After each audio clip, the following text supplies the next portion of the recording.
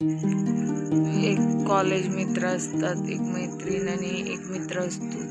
त्या मुलीच्या मनात तो फ्रेंडच असतो, परंतु त्या मुलाच्या मनात त्याला खूप काही बोलून दाखवायचं असतं, परंतु त्याला समजत नाही कसं बोलावं. तो खूप विचार करत असतो, आपण कोणत्या शिडीने चंद्रापर्यंत पोहोचू. चंद्र म्हणजे त्याच्यासाठी ती व्यक्ती होती की जिच्यावर तो खूप मनापासून प्रेम करत होतो, परंतु हे कसं बोलावं हे तो विचार करत असताना तो तिच्या आईची मदत घेतो. आईला विचारतो की मी कशा पद्धतीने तिला विचारू, माझ्या मनातल्या गोष्टी तिला कसा विचार. आई सांगते तिला तू डिनरला घेऊन जा. मग तो मुलगा डिनरला घेऊन जातो आणि ते दोघांचे बोलणे होते, परंतु ती मुलगी खुश असते, तो नर्वस असतो, कारण का त्याला बोलण्याची हिंमत होत नसते. मग तो असाच उदास्त बसलेला असतो, एकटा बसतो आणि मग तो विचार करतो काही करून आपल्याला तिच्याशी बोललं पाहिजे, आपल्या मनातल्या गोष्टी बोलल्याच पाहिजेत. मग तो फोन करतो आणि तिला म्हणतो की तू मला 4 वाजता भेटायला ये, तुला काहीतरी तुला सांगायचं आहे. त्यावरती ती मुलगी त्याला भेटण्यासाठी निघते.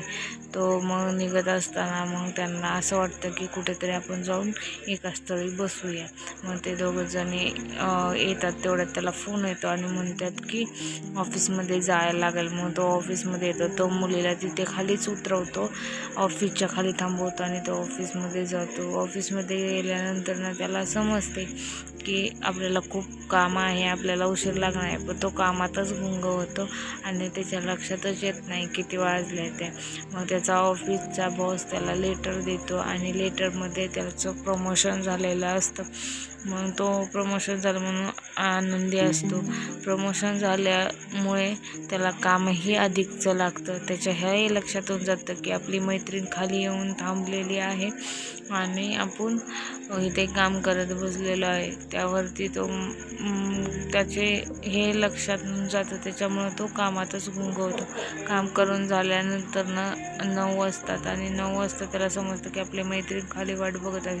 तो पळत तिला भेटण्यासाठी जातो असताना ती तिथेच थांबलेली असते. तिला पाहून त्याला खूप आनंद होतो आणि ती त्याला म्हणते की मी तुझीच वाट बघत बसलेली होते.